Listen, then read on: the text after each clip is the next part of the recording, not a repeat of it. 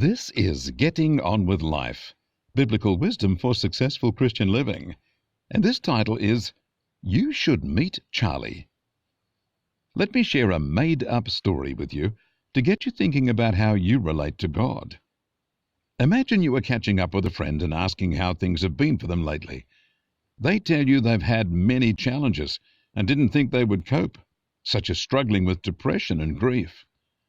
They then tell you that they were introduced to Charlie, and he took care of it all, and now they feel fine. You wonder, who's Charlie? Then you bump into someone else who you know has been through a tough time. They tell you they were struggling with guilt and shame over what happened in their business and family and the mess they made. They share about the great depth of pain they carried and how they wondered about taking their life. However, they were introduced to Charlie, and Charlie took care of the whole thing, and now they feel wonderful and are getting on with life. You ask them, who's Charlie? They are surprised. Don't you know Charlie? They ask. Oh, you've got to meet Charlie. He's wonderful. A little later you meet another friend and ask them, do you know anything about Charlie? They react with a scowl.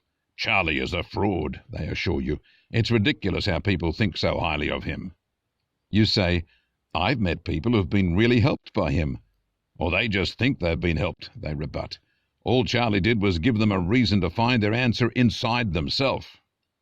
Another friend meets you and asks if you'd like to go to a meeting where Charlie is expected to show up. You're not sure what to think of Charlie, so you decide not to go. You don't want to look silly in the eyes of those who don't like him. After more investigation, you hear two opposing views of Charlie. To some, he is a miracle worker and a vital part of their life, while to others he is ignored and despised as worthless. You also find that those who are Charlie's friends have a change of values and tend to withdraw from all the normal things people do. They are more careful about how they live.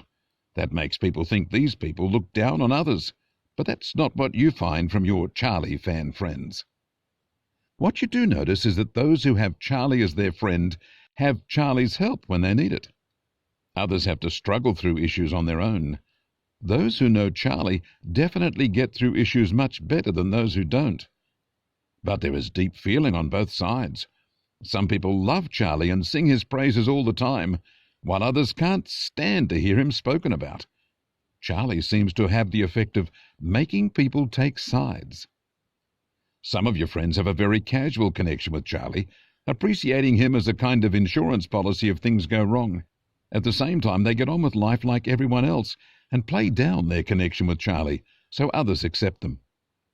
Those who get too excited about Charlie seem to lose interest in all the important things in life, like money and possessions and succeeding in this world.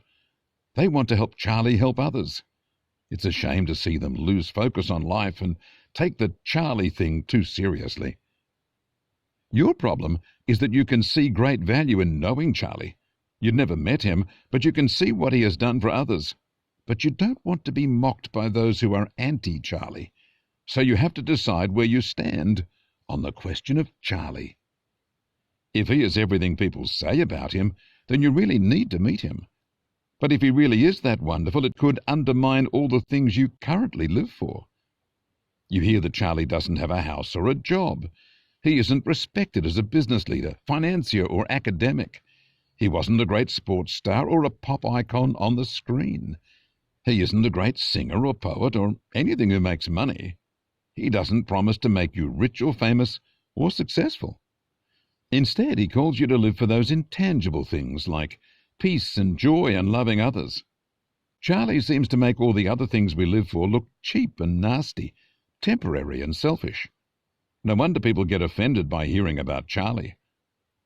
You find yourself caught between your love for the world and your intrigue with Charlie. If you meet Charlie and decide to be his friend, it will probably mean dropping your love for all the things you've slaved for over the years. You'll have to admit that you were chasing the wrong things. You'll lose some of your friends. It's a tough price to pay. Maybe if you were facing some kind of disaster, you'd have an excuse to meet Charlie. But things aren't going bad at the moment. The goalposts keep moving away from you, but you keep getting the feeling that with a little more effort and a little more persistence, You can actually get to the place of happiness you know is out there. But that is an admission in itself. You are still chasing something. You are not sure what it is, but you keep feeling that if you can just reach the next milestone, you'll be close to something that fulfills you. Sadly, all the past milestones just pointed you to the next thing to chase. Maybe Charlie can change that.